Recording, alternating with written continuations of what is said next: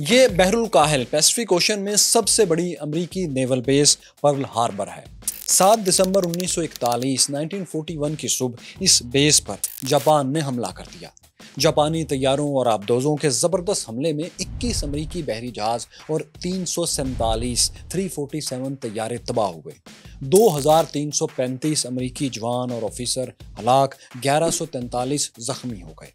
अमेरिकियों ने भी 29 जापानी तैयारे मार गिराए, जबकि 5 जापानी आबदोजें भी तबाह हो गईं। लेकिन इस हमले के साथ ही अमेरिका, जो कि अब तक सेकेंड वर्ल्ड वॉर में न्यूट्रल था, आलमी जंग का हिस्सा बन गया। लेकिन दोस्तों, अमेरिका को वर्ल्ड वॉर में घसीटने का जिम्मेदार तनहा जापान नहीं था। इसकी कुछ जिम्मेदारी अमेरिकी सदर रूजवेल्ट पर भी आयद होती थी। प्रेसिडेंट रूजवेल्ट ने अमेरिका को वर्ल्ड वॉर के रास्ते पर क्यों और कैसे डाला? अमेरिका की वॉर इंडस्ट्री ने कैसे रिकॉर्ड्स कायम किए? मैं हूं फैसल राइज और देखो सुनो जानो की series history of America season 3 की दूसरी किस्त में हम आपको यही सब दिखाएंगे।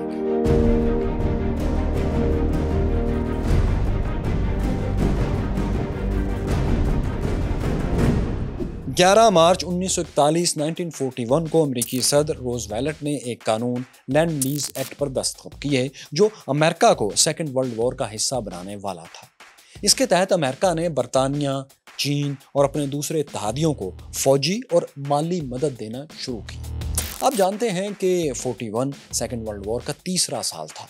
हिटलर का नाजी जर्मनी और मुसोलिनी का इटली यूरोप पर छाए हुए थे। पोलैंड, फ्रांस और नीदरलैंड समेत कई ममालिक पर उनका कब्जा हो चुका था। तनहा बरतानिया था जो इन दोनों ताकतों की शदीद बमबारी सहकर भी अभी जंग जारी रखे हुए था।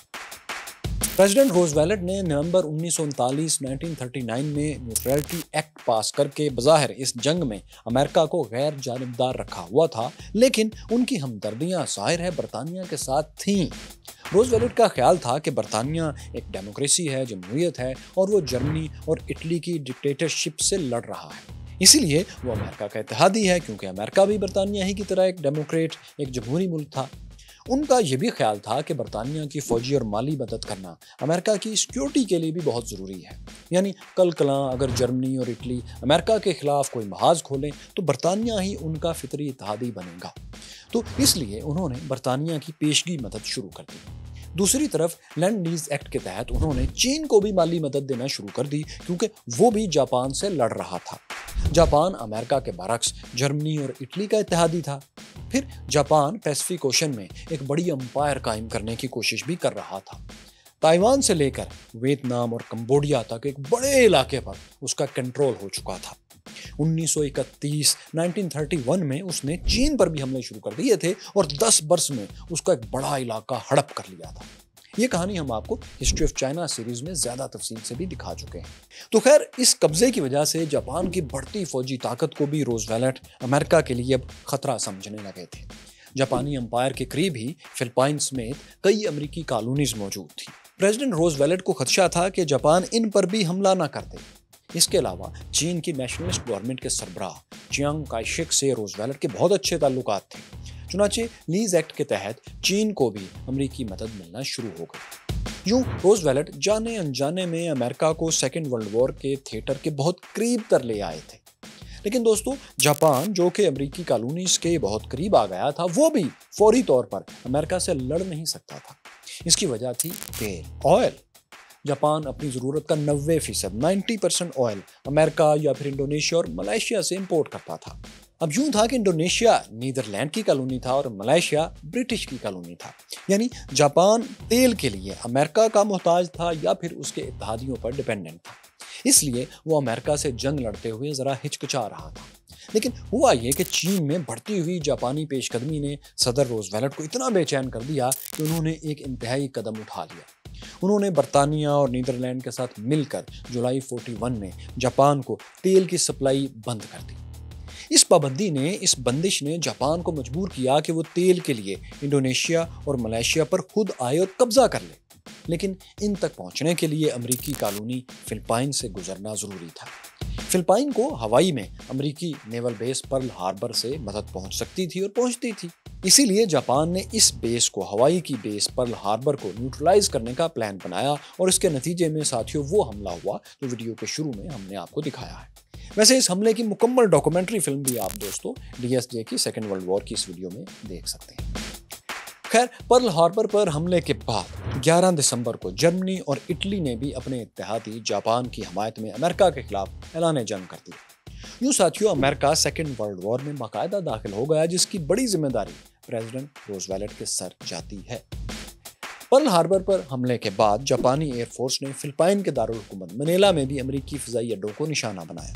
इसके बाद जापानी फोर्सेज ने कश्तियों के जरिए फिलिपाइन में लैंडिंग शुरू कर दी। अमेरिकी फौज से उनकी सबसे बड़ी जंग दारुल हुकूमत मनीला के मगरिब में बत्तान के इलाके में हुई। अमेरिकी फौजी यहाँ जंगलात में फैल गए और घात लगाकर हमलावर जापानियों का मुकाबला करने लगे। पर्ल हार्बर की तबाही के बाद अमेरिकियों की सप्लाई लाइन कट चुकी थी, लेकिन इसके बावजूद उन्होंने कई माह तक जापानी फोर्सेस का यहाँ डट कर मुकाबला किया। तमाम जापानी फोर्सेस टैंकों की मदद से पेशकदमी करती रहीं। जापानी सोल्जर्स अमेरिकी मोर्चों पर फ्लेम थ्रोअर से आग भी बरसाते रहे। जब अमेरिकियों के पास खाना और असलहा खत्म हो गया तो मई 1942 में 36,000 सोल्जर्स ने सरेंडर कर दिया। अमेरिकी फौजियों ने हथियार डाल दिए। अमेरिकी कमांडर डगलस मैकार्थर अपनी फौज को वहां पर छोड़कर ऑस्ट्रेलिया फरार हो गए। उन्होंने जाते हुए ऐलान किया कि मैंने फिलिपाइनी अवाम से कहा है कि मैं वापस आऊंगा। फिलिपाइन पर इसके बाद अमेरिका की जगह जापानी परचम लहरा रहा था। फिलिपाइन के बाद जापानी आगे बढ़े और उन्होंने इंडोनेशिया, मलेशिया और सिंगापुर में भी इत्तेहादियों को सरेंडर पर मजबूर कर दिया। इस तरह उनकी ऑयल सप्लाई तो बहाल हो गई, फ्यूल तो उन्हें पहुंचने लगा, लेकिन अब उन्हें अमेरिका की पूरी जंगी मशीन का सामना भी करना था।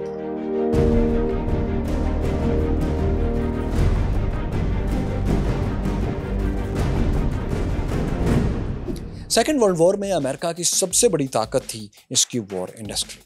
अमेरिका ने 1940 में अपनी न्यूट्रलिटी के दौरान ही बड़े पैमाने पर असलहे की तैयारी शुरू कर दी थी। पर्ल हार्बर अटैक के बाद असला साजी और भी तेज हो गई थी। हजारों सिविलियन फैक्ट्रीज और प्लांट्स को भी असला साज फैक्ट्रियों में बदल दिया गया था। इन फैक्ट्रीज में काम के लिए इतनी लेबर हायर की गई थी कि अमेरिका में बेरोजगारी तकरीबन खत्म हो गई थी। कम से कम 2 करोड़ अमरीकी देहात और छोटे शहरों से इन फैक्ट्रीज में काम के लिए आ गए थे। खवातीन को भी बड़े पैमाने पर हायर कर लिया गया था। वो गोला बारूद से लेकर बुलेट्स, गोलों और वर्दियों तक हर जंगी सामान तैयार करने लगी थी। तैयारे बनाने वाली फैक्ट्रीज में तो एक वक्त में 36% से जायद वर्कफोर्स खवातीन पर मुश्तमिल थी। ये वर्कफोर्स 1943 में अमेरिका के लिए हर रोज 170 तैयारे और 50 कार्गो शिप्स तैयार कर रही थी। ये स्पीड और भी अगले साल बढ़ गई और 1944 में अमेरिका हर 5 मिनट में एक तैयारा बना रहा था, जो जाहिर है 170 से एक दिन में ज्यादा तैयारे बनते थे। इसके अलावा हर माह 8 एयरक्राफ्ट कैरियर्स भी बनने लगे थे। लैंड लीज प्रोग्राम के तहत इनमें से बहुत से हथियार इत्तेहादियों को फराहम किए जाते थे। अमेरिका अपने इत्तेहादियों को हर महीने $1 बिलियन की फौजी इमदाद भी देता था, जो मॉडर्न दौर के 50 अरब $50 बिलियन के बराबर बनती है। लैंड लीज के तहत अमेरिका ने सबसे ज्यादा इमदाद बरतानिया को दी। इसके बाद सोवियत रूस का नंबर था, जिस पर जर्मनी ने जून 1941 में हमला किया था। अमेरिका ने रूसियों को बड़ी तादाद में तैयारे और टैंक्स वगैरह भी फराहम किए थे। अमेरिकी वॉर इंडस्ट्री ने सेकेंड वर्ल्ड वॉर के दौरान 141 एयरक्राफ्ट कैरियर, 8,500 से ज्यादा जंगी बहरी जहाज, 3,24,750 तैयारे, 86,000 से ज्यादा टैंक्स, 26 लाख मशीन गन्स, 41 अरब 41 बिलियन बुलेट्स और गोले तैयार किए। अमेरिका की तैयारों की प्रोडक्शन सोवियत रूस और बरतानिया की मजमूई कंबाइंड प्रोडक्शन से भी ज्यादा थी। सबसे हैरानकुन बात तो यह है कि जर्मनी और जापान सालाना एनुअली जितने टोटल हथियार बनाते थे, अमेरिका की प्रोडक्शन इससे भी दुगनी, डबल थी। यानी अमेरिका से हथियारों की दौड़ में जीतना इन दोनों मुल्कों के लिए नामुमकिन था। हथियारों के अलावा अमेरिका ने 43 करोड़ 40 लाख टन स्टील भी तैयार किया। ये स्टील अमेरिका अपने इत्तेहादियों को हथियार तैयार करने के लिए एक्सपोर्ट करता था। दोस्तों, अमेरिकी मदद ने जल्द ही सेकेंड वर्ल्ड वॉर का पांसा इत्तेहादियों के हक में पलटना शुरू कर दिया। सोवियत रूस ने जर्मन्स को शिकस्तों पर शिकस्तें देना शुरू कर दी। खास तौर पर स्टालिनग्राड की लड़ाई के दौरान फरवरी 1943 में 1 लाख के करीब जर्मन सोल्जर्स ने सरेंडर किया। उधर मिस्र में बरतानिया ने बैटल ऑफ अल आलामैन के दौरान अमेरिकी टैंकों की मदद से जर्मन जनरल रोमेल की फौज को इबरतनाक शिकस्त दे दी थी। साथियों, अमेरिका ने सेकेंड वर्ल्ड वॉर के लिए 1 करोड़ 60 लाख से जायद फौज मैदान में उतारी थी। अमेरिकी फोर्सेस को 2 समंदरों में जंग करना थी, एक तो अटलांटिक ओशन में जर्मनी और इटली के खिलाफ और दूसरा पैसिफिक ओशन में जापानियों के खिलाफ। अमेरिका ने बैक वक्त दोनों जगह पर फौजी कार्रवाइयां शुरू कर दी थी। जर्मनी और इटली के खिलाफ अमेरिकियों ने पहला बड़ा हमला शुमाली अफ्रीका में किया। यहाँ मई 43 में उन्होंने बरतानवी फौज के साथ मिलकर 2 लाख से ज्यादा जर्मन और इतालवी फौजियों को सरेंडर पर मजबूर किया। यूं शुमाली अफ्रीका में एलाइड पावर्स का कंट्रोल हो गया। इस दौरान अमेरिकी सदर Roosevelt, British prime minister Churchill और रूसी हुक्मरान स्टालिन की ईरानी दारुल हुकूमत तेहरान में मुलाकात हुई। इस तारीखी मुलाकात में जंग से मुतल्लिक अहम फैसले किए गए। इस मौके पर स्टालिन ने एक जाम उठाकर कहा, ये जाम अमेरिकी प्रोडक्शंस के नाम, जिसके बगैर हमें इस जंग में शिकस्त हो जाना थी। इसी साल यानी 1943 ही में अमेरिका और इत्तेहादी अफवाज ने इटली पर भी हमला शुरू कर दिया। कई माह तक शदीद लड़ाई जारी रही। आखिरकार 4 जून 1944 के रोज अमेरिकी फौज ने इटालियन कैपिटल रोम पर भी कब्जा कर लिया। इटली के डिक्टेटर मुसोलिनी को जर्मनों ने शुमाली इटली में एक कठपुतली हुकूमत कायम करके दी थी। ताहम जंग के आखिरी दिनों में मुसोलिनी की यह हुकूमत भी खत्म हो गई और इन्हें कत्ल कर दिया गया। मुसोलिनी की जिंदगी पर साथियों ये डॉक्यूमेंट्री भी देखो सुन जानों पर आप देख सकते हैं। 4 जून को रोम पर कब्जे के 2 रोज बाद 6 जून को सुबह डी डे हो गया, फैसला कुन दिन। यानी अमेरिकी, बरतानवी और कैनेडियन फोर्सेस ने जर्मन कब्जे वाले फ्रांस के साहिल नॉर्मंडी पर धावा बोल दिया। इस हमले में 5000 बहरी जहाज हिस्सा ले रहे थे, जिनमें ज्यादातर को अमेरिका ने ही तैयार किया था। इसके अलावा 2000 तैयारों ने भी, जिनमें ज्यादातर अमेरिकी थे, जर्मन फोर्सेस पर शदीद बमबारी की। इस लड़ाई में अमेरिकी फौज ने यूटा और ओमाहा बीचेस पर हमला किया। यूटा बीच तो थोड़े से जानी नुकसान के बाद अमेरिका के कब्जे में चला गया, ताहम ओमाहा में अमेरिकी फौजियों को शदीद जानी नुकसान उठाना पड़ा। आखिर एक अमेरिकी बहरी जहाज ने अपनी तोपों से जर्मन मोर्चों का सफाया। यूं अमेरिकन फोर्सेस ओमाहा पर भी काबिज हो गई। इस दौरान बरतानवी और कैनेडियन फोर्सेस ने भी बाकी 3 बीचेस सॉर्ड, गोल्ड और जूनों पर कब्जा कर लिया था। इस कामयाबी के बाद अमेरिकी और एलाइड फोर्सेस तेजी से फ्रांस में फैल गई। अगस्त 1944 में इत्तेहादी अफवाज ने पेरिस को भी हरीफों से, दुश्मनों से, जर्मनी से आज़ाद करवा लिया था। ज़मीनी जंग के साथ साथ अमेरिकी तैयारे जर्मन दारुल हुकूमत बर्लिन और कई शहरों पर शदीद बमबारी भी करते जा रहे थे। खास तौर पर जर्मन शहर श्वेनफोर्ट, जहां बहुत सी मिलिट्री फैक्ट्रीज थीं, ये अमेरिकी तैयारों का खास टारगेट था। चुनाचे 1943 के दौरान अमेरिका ने श्वेनफोर्ट पर कम से कम 2 बड़े हमले किए। इन हमलों में जर्मन फैक्ट्रीज को बहुत नुकसान पहुंचा। ताहम अमेरिका को भी इसकी भारी कीमत अदा करना पड़ी और इसके 200 के करीब तैयारे तबाह हुए। लेकिन आप जान चुके हैं कि अमेरिका तो उस वक्त हर 5 मिनट बाद एक नया तैयारा प्रोड्यूस कर रहा था। इतनी फास्ट प्रोडक्शन के लिहाज से ये कीमत कुछ भी नहीं थी, क्योंकि जर्मनी बहरहाल हर 5 मिनट में एक अमेरिकी तैयारा नहीं गिरा सकता था। अब सूरत हाल कुछ यूं थी कि मगरिब वेस्ट की तरफ से अमेरिका और मशरिक ईस्ट की तरफ से रूसी फौजें बर्लिन की तरफ बढ़ रही थीं। रूसी फौज पहले बर्लिन पहुंच गई और उन्होंने शहर पर कब्जा कर लिया। 30 अप्रैल को जर्मन डिक्टेटर एडोल्फ हिटलर ने खुदकुशी कर ली। इस वाक़े से चंद दिन पहले अमेरिकी और रशियन फोर्सेस बर्लिन के मगरिब में दरियाए एल्बे पर इकट्ठी हो गई थीं। दोनों तरफ के फौजियों ने एक दूसरे से हाथ मिलाए, ड्रिंक्स ली, म्यूजिक बजाया और फतह के गीत गाए। साथियों, जर्मनी ने 7 मई 1945 को सरेंडर कर दिया। इटली तो एक बरस पहले ही रोम पर कब्जे के बाद जंग से बाहर हो चुका था, लेकिन पैसिफिक ओशन में बहरुल काहिल में उनका इत्तेहादी जापान मुश्किल हालात के बावजूद डटा हुआ था। जापान के खिलाफ अमेरिका ने पहली फतह 1942 में पैसिफिक ओशन के अंदर मिडवे आइलैंड के करीब हासिल की थी। इस लड़ाई में अमेरिकी और जापानी एयरक्राफ्ट कैरियर्स का मुकाबला हुआ। अमेरिकी एयर फोर्सेस ने जापानियों के 4 एयरक्राफ्ट कैरियर्स तबाह कर दिए, जबकि एक और बड़ा जहाज भी उन्होंने डुबो दिया। इसके मुकाबले में जापानी तैयारे सिर्फ एक अमेरिकी एयरक्राफ्ट कैरियर को तबाह कर पाए। 150 अमेरिकी और 248 जापानी तैयारे भी इस जंग में तबाह हुए। तबाह होने वाले जापानी एयरक्राफ्ट कैरियर्स में अहम बात यह है कि उकागी भी शामिल था। ये वही एयरक्राफ्ट कैरियर था जिसने पर्ल हार्बर पर हमले में हिस्सा लिया था, बल्कि इस हमले को लीड किया था। 1944 में पैसिफिक ओशन के अंदर शुमाली मारियाना आइलैंड्स भी अमेरिकी कब्जे में आ गए। यहाँ साइपैन जजीरे पर अमेरिकी और जापानी फोर्सेस में शदीद लड़ाई हुई थी। इस जजीरे पर वाइस एडमिरल नेगोमो भी तैनात थे। उन्होंने पर्ल हार्बर पर हमला करने वाले जापानी बेड़े फर्स्ट एयर फ्लीट की कमान की थी। जब अमेरिकी फोर्सेस ने इस जजीरे में पेशकदमी शुरू की तो एडमिरल नेगोमो ने गिरफ्तारी से बचने के लिए खुदकुशी कर ली। इससे एक बरस पहले पर्ल हार्बर हमले के बुनियादी प्लानर यामामोटो का तैयारा भी अमेरिकियों ने सोलोमन आइलैंड्स के करीब ही मार गिराया था और इस कार्रवाई को अमेरिकन ने ऑपरेशन वेंजेंस, ऑपरेशन इंतकाम का नाम दिया था। नॉर्दर्न मारियाना आइलैंड्स पर कब्जे के बाद अमेरिका ने इस एरिया में अपनी एयर बेसिस बना ली। यहाँ B-29 सुपर फोर्ट्रेस तैयारे तैनात कर दिए गए। इसके अलावा चाइना, जहां अमेरिकी इत्तेहादी चैंग काइशेक की हुकूमत थी, वहां भी अमेरिका ने हवाई अड्डे कायम कर लिए।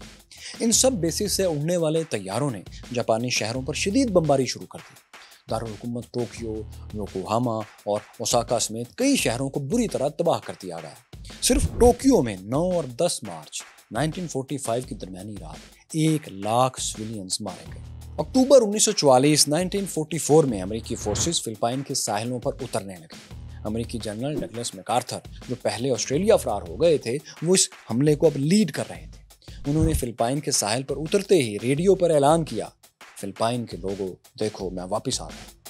कई माह की लड़ाई के बाद अमेरिकी फोर्सेस दारुल हुकूमत मनीला के पास पहुंच गए। मनीला पर कब्जे के लिए गली कूचों में भी शदीद लड़ाई हुई। अमेरिकी फोर्सेस ने मजबूत जापानी पोजीशंस के खिलाफ टैंकों का खूब इस्तेमाल किया। फजा से भी अमेरिकी तैयारे मनीला पर शदीद बमबारी कर रहे थे।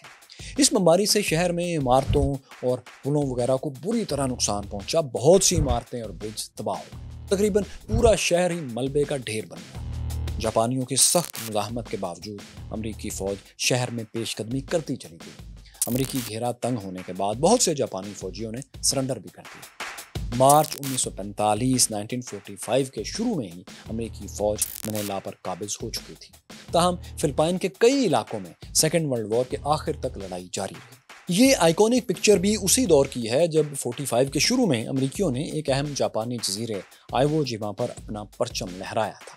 1 अप्रैल 1945 को अमेरिकन फोर्सेस ने अहम जापानी जजीरे ओकिनावा पर भी धावा बोल दिया। यह जजीरा मेनलैंड जापान से तकरीबन 650 किलोमीटर दूर वाक़या था। इस पर कंट्रोल के बाद अमेरिका के लिए जापान में फौज उतारना आसान हो सकता था। ओकिनावा अटैक को ऑपरेशन आइसबर्ग का नाम दिया गया था। इसमें 5,45,545 अमेरिकन सोल्जर्स हिस्सा ले रहे थे। इन्हें अमेरिका के 5वें बहरी बेड़े 5th फ्लीट से मदद मिल रही थी, जिसमें कुछ बरतानवी शिप्स भी शामिल थे। जब अमेरिकी फौजी ओकिनावा में दाखिल हुए तो जापानियों ने इन पर फायर नहीं किया। ताहम जैसे ही अमेरिकी फौज साहिल से दूर जंगल में दाखिल हुई तो इन पर भरपूर हमले शुरू हो गए। ओकिनावा अमेरिकियों के लिए लोहे का चना साबित हुआ, जिसे चबाने के लिए अमेरिका को भारी कीमत जानी नुकसानात की सूरत में अदा करनी पड़ी। इस जंग में जापानी पायलट्स ने ओकिनावा के करीब अमेरिकन 5th फ्लीट पर जबरदस्त सुसाइड अटैक्स किए। इन अटैक्स को कामिकाजी कहा जाता था। सैकड़ों जापानी पायलट्स ने अपने तैयारे अमेरिकी जहाज़ों से टकरा दिए। इन हमलों में 36 अमेरिकी बहरी जहाज़ गर्क हो गए। इसके अलावा 368 बहरी जहाज़ों को नुकसान पहुंचा। 5000 के करीब अमेरिकी फौजी मारे गए और तकरीबन इतने ही जख्मी हुए। अमेरिका को 763 तैयारों का भी नुकसान उठाना पड़ा जो इस फ्लीट के साथ आए थे। दूसरी तरफ ओकिनावा जजीरे पर भी 12,000 से ज्यादा अमेरिकी फौजी मारे गए, जबकि 37,000 के लगभग फौजी जख्मी भी हुए। लेकिन साथियों, फतह फिर भी अमेरिकियों की ही हुई, क्योंकि इनके पास फायर पावर बहुत ज्यादा थी। अमेरिकी फौजी एक एक जापानी पोजीशन को क्लियर करते हुए आगे बढ़ते जा रहे थे। ओकिनावा की जंग में 94,000 जापानी फौजी और 90,000 आम शहरी हलाक हुए। ओकिनावा में आज भी ये समझा जाता है कि हजारों सिविलियंस ने जापानी फोर्सेस के कहने पर गिरफ्तारी देने के बजाय खुदकुशी कर ली थी। इनके अलावा बेशुमार फौजियों और आम शहरियों को अमेरिकियों ने गिरफ्तार कर लिया था। इनमें 10-10 बरस के बच्चे, चाइल्ड सोल्जर्स भी शामिल थे। ओकिनावा में जापानी फौज के दोनों मरकजी कमांडर्स जनरल ओशिजिमा और जनरल चू ने सुसाइड कर ली थी। अमेरिकी तैयारों की बमबारी से ओकिनावा का दारुल हुकूमत नाहा भी मुकम्मल तौर पर जमीन के बराबर हो गया था, फर्श हो गया था। जून के आखिर तक ओकिनावा और इसके इर्द गिर्द के जज़ायर पर अमेरिका का मुकम्मल कब्जा हो चुका था। अब अमेरिकी फौज मेनलैंड जापान में उतरने के लिए तैयार थी, लेकिन वहां तकरीबन 20 लाख ताज़ादम जापानी फौज अमेरिकियों का इंतजार कर रही थी। जापान पर बराह रास्त अटैक में अमेरिका को भारी जानी नुकसानात उठाना पड़ सकते थे। इन नुकसानात से बचने के लिए अमेरिका को किसी सख्त फैसले की जरूरत थी। ये फैसला जाहिर है अमेरिकी प्रेसिडेंट ने करना था, लेकिन गुज़श्ता 12 साल से व्हाइट हाउस में मौजूद तजर्बाकार अमेरिकी सदर रोजवेल्ट अब जिंदा नहीं रहे थे। वो 12 अप्रैल 1945 के रोज इंतकाल कर गए थे। उनकी जगह नायब सदर हैरी ट्रूमैन को हंगामी तौर पर सदर बनाया गया। उन्होंने जापान के खिलाफ इंतहाई कदम उठाने का फैसला कर लिया, यानी एटम बम के इस्तेमाल का फैसला, जिसके बाद ज़ाहिर है अमेरिका को अपनी फौज नीचे नहीं उतारना पड़ना थी। अमेरिका ने 16 जुलाई 1945 के रोज एटम बम का कामयाब तजर्बा कर लिया। ट्रिनिटी के कोड नेम से यह तजर्बा अमेरिकी रियासत न्यू मैक्सिको के सहराई इलाके में किया गया था। न्यूक्लियर बॉम्ब को एक 100 फीट ऊंचे टावर पर नस्ब करके धमाका किया गया। इस कामयाब तजर्बे के बाद अमेरिका ने कम से कम 3 और एटम बम तैयार कर लिए थे, जिन्हें अब जापान पर गिराया जाना था। 6 अगस्त की सुबह मारियाना आइलैंड्स के जजीरे पेनियान से अमेरिकी B-29 बमबार तैयारे ने उड़ान भरी। इसका नाम एनोला गे था और इसमें तकरीबन 5 टन वजनी एटम बम रखा था, जिसे लिटिल बॉय का नाम दिया गया था। हिरोशिमा के लोकल टाइम के मुताबिक 8:15 पर यह एटम बम गिराया गया। ये बम शहर के एक बड़े अस्पताल शिमा हॉस्पिटल के ऐन ऊपर फिजा ही में फट गया। इस खौफनाक धमाके ने शहर का ज्यादातर हिस्सा मुकम्मल तौर पर भूसे के ढेर में बदल दिया। आप ये 2 तस्वीरें देखें। एक धमाके से पहले की है, जिसमें शहर के मरकजी हिस्से में इमारतें नजर आ रही हैं, लेकिन धमाके के बाद ली गई ये तस्वीर बिल्कुल ब्लैंक है। शहर का ये हिस्सा मिट चुका था। धमाके में 80,000 लोग तो मौके पर ही मारे गए, जबकि जख्मों और ताबकारी रेडिएशंस की वजह से अगले चंद माह के दौरान मजीद 60,000 लोग हलाक हो गए। यूं हलाकतों की तादाद तकरीबन 1,40,000 तक जा पहुंची। इस हमले के 3 रोज बाद 9 अगस्त को एक और B-29 बमबार बॉक्सकार ने पेनियान एयरबेस से ही परवाज भरी। इसमें भी एक एटम बम फैटमैन के नाम से रखा था। तैयारे ने यह बॉम्ब दिन 11:01 पर नागासाकी शहर पर गिरा दिया। एक और खौफनाक धमाका हुआ। नागासाकी का मरकजी हिस्सा भी वैसे ही मिट गया जैसे हिरोशिमा का एरिया खत्म हो गया था। 40,000 से जायद लोग पलक झपकने में लुकमा अजल बन गए। चंद रोज बाद 15 अगस्त को जापानी शहनशाह हिरोहितो ने हथियार डालने का ऐलान कर दिया। 2 सितंबर 1945 के रोज अमेरिकी बहरी जंगी जहाज USS मैसूरी पर सरेंडर के मुआहदे पर दस्तखत हुए। सरेंडर के बाद अमेरिका ने जापान और जनूबी कोरिया पर कब्जा कर लिया। सेकेंड वर्ल्ड वॉर में 4,05,399 405,399 अमेरिकी सोल्जर्स मारे गए थे। तहम अमेरिका को एक शानदार फतह मिली थी और वो अब सुपर पावर बन गया था। लेकिन सेकेंड वर्ल्ड वॉर खत्म होते ही अमेरिका और सोवियत रूस के दरमियान अपनी मर्जी के ग्लोबल ऑर्डर के लिए कशमकश शुरू हो गई। इस कशमकश को अब सर्द जंग कोल्ड वॉर का नाम दिया जाता है। ये कोल्ड वॉर अमेरिका को नई जंगों में ले गई और नए मसाइल में खींच कर ले गई। इनमें से एक जंग कोरियन वॉर थी। इस जंग में अमेरिका को एक ऐसे दुश्मन का सामना करना पड़ा जिसने इसके दांत खट्टे कर दिए। सेकेंड वर्ल्ड वॉर के बाद का अमेरिका कैसा था, सेकेंड वर्ल्ड वॉर के बाद की दुनिया क्या थी, जिससे अब अमेरिका को सोवियत रूस के होते हुए डील करना था। एटम बम का खौफ दुनिया में क्या रंग दिखाने वाला था और अक़वाम मुत्तहिदा का इदारा अमेरिका की मदद का किस तरह मोहताज था, ये सब हम आपको दिखाएंगे, लेकिन अमेरिकन हिस्ट्री के सीजन 3 की अगली किस्त में। साथियों, जापान पर एटम बम फेंकने का फैसला जज्बात में किया गया था या इसकी वाकई ज़रूरत थी, इस पर बरसों बहस होती रही है। एटम बम तैयार करने वाले साइंसदान ओपनहाइमर के ताल्लुक से इस पर हमने भी आपके लिए एक वीडियो बनाया है, आप यहाँ देख सकते हैं। यहाँ देखिए कि हिस्ट्री ऑफ अफगानिस्तान क्या है और ये रही द यूनिवर्स की प्लेलिस्ट।